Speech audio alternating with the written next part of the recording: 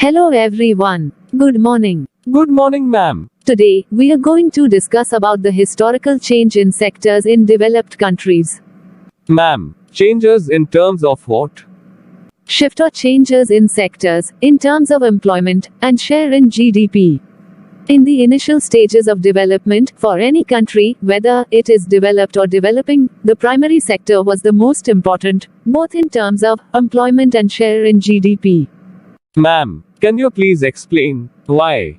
Yes, why not? As you know, primary sector forms the base for all other products which we subsequently make as it produces raw material and food grains. Hence, in any country's initial stages, it is the primary sector which is the most important both in terms of employment and share in GDP. Okay, ma'am.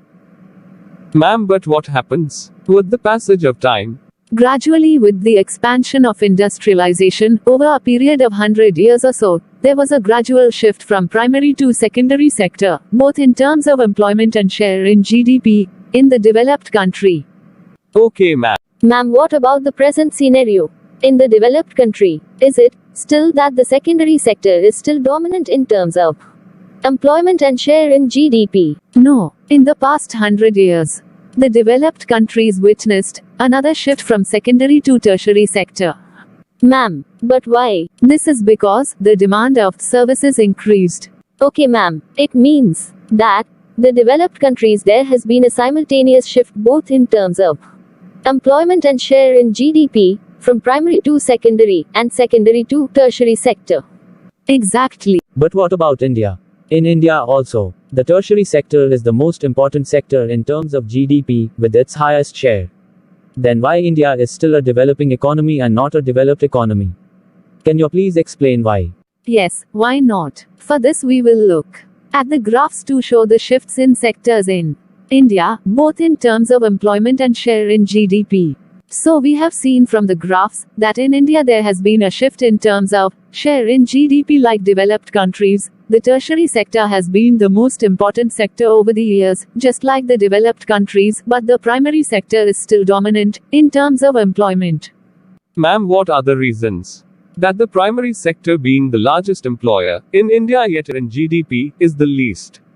Ma'am, can you please throw light on this? Yes, primary sector is the largest employer in India, yet its share in GDP is the least. This is because of disguised unemployment.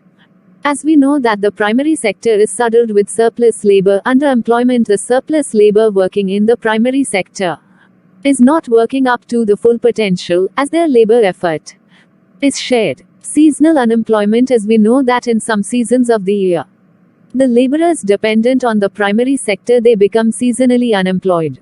Due to dependence on the monsoons, and last but not the least, the primary sector is characterized with low income possibility, as the majority of the farmers working in the primary sector are small farmers. So with this we come to a conclusion that the number of workers or laborers employed in the primary sector are actually not needed. There has to be a shift in terms of employment too in the primary sector if we need India to be developed. Ma'am, it means that if we need India to be developed, we have to increase the employment opportunities in the secondary and tertiary sector, so that the dependence of the workforce on primary sector reduces.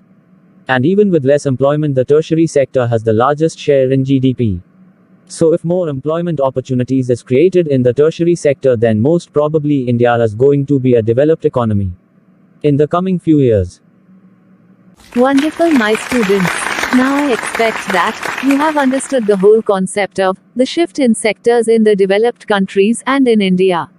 Yes, ma'am. Thank you for explaining.